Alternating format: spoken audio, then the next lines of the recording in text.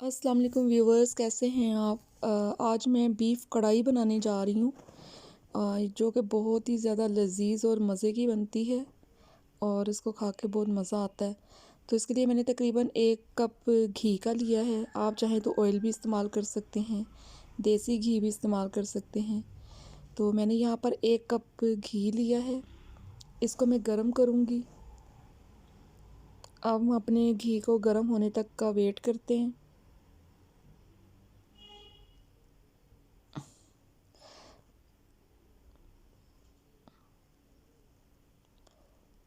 ये देखिए, हमारा जो घी है कढ़ाई के अंदर वो अच्छी तरह से गर्म हो चुका है।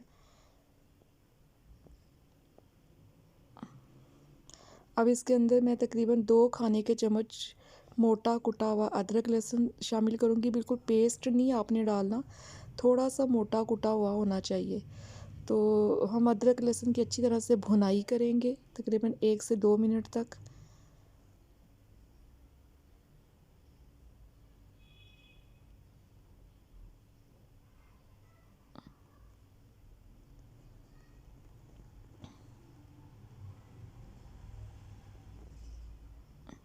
ये देखिए, हमारा जो अदरक लहसुन है वो अच्छी तरह से भुन रहा है, लेकिन बहुत ज़्यादा उसका कलर ब्राउन नहीं करना आपने, बस इतना भूनना है कि उसका ज़रा जो स्मेल है वो ख़त्म हो जाए। अब इसके अंदर मैं आधा किलो बीफ शामिल करूँगी। मैंने हड्डी के साथ लिया है बीफ। कढ़ाई वैसे बीफ की हड्डी वाले गोश्त की ही मज़े की लगती है। आप बोनलेस में बनाना चाहते हैं तो बोनलेस में भी बना सकते हैं।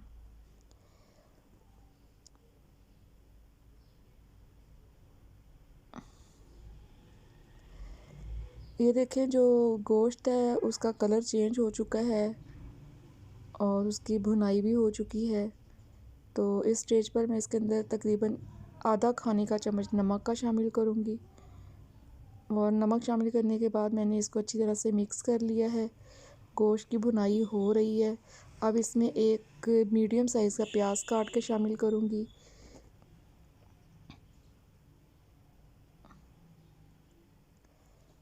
मैंने प्याज को मिक्स कर लिया है अच्छी तरह से। अब मैं इसके अंदर तकरीबन 1 गिलास पानी शामिल करूँगी ताकि जो गोश्त है वो गल जाए।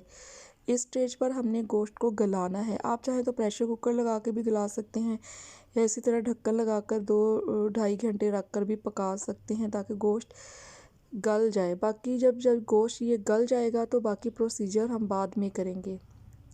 ये देखिए, मैंने इसको ढक्कन लगा दिया है। मैंने तकरीबन गोश्त को 2 घंटे रखा था और गोश्त तकरीबन अच्छी तरह से गल चुका है और इसका पानी भी ड्राई हो चुका है। आप यहाँ पर प्रेशर कुकर लगाकर भी गला सकते हैं, उसमें कोई प्रॉब्लम नहीं है। अगर ऐसे पकाना चाहे तो इससे गोश्त का टेस्ट बहुत मज़े का आता है। जो आप दम पे रख के पकाते हैं ना, उसका टेस्ट बहुत मज़े का आता है। अब मैंने तकरीबन 4 बड़े साइज़ के टमाटर लिए हैं और 4 से 5 हरी मिर्चें ली हैं, वो मैं इसमें शामिल करूँगी और फिर इसको बिल्कुल हल्की आंच पर ढक्कन लगाकर टमाटरों को गलने के लिए छोड़ दूँगी।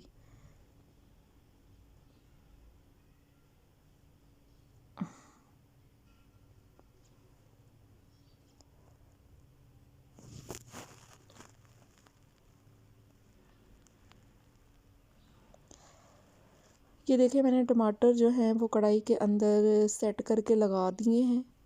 अब मैं इसके ऊपर ढक्कन दूँगी और आंच को बिल्कुल धीमा कर दूँगी ताकि जो टमाटर हैं वो धीमी आंच पर गल जाए। ये देखिए, टमाटर जो हैं वो गल चुके हैं। अब हम इसकी अच्छी तरह से भुनाई करेंगे और जो टमाटर का छिलका है वो भी आप निकाल दीजिएगा।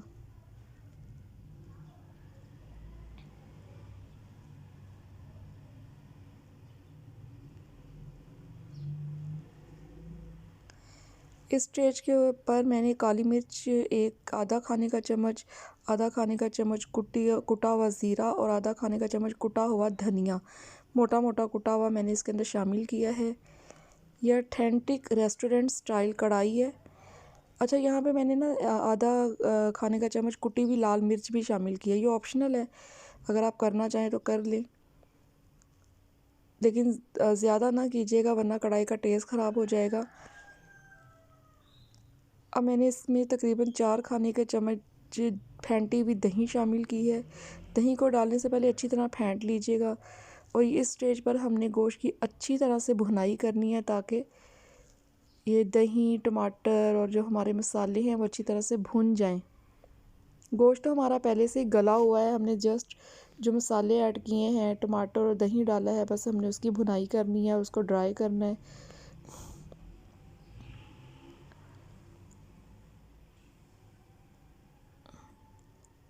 جیسے ہی ہمارا گوشت بھن کر ڈرائی ہوگا، ہم اس میں ادرک کٹی ہوئی ادرک اور ہری مرچیں شامل کریں گے۔ ہماری کڑھائی ہے پک کر تیار ہو چکی ہے، یہ کھانے میں بہت لذیذ ہوتی ہے۔ اوکے، مجھے دعا میں یاد رکھیے گا۔ اللہ حافظ۔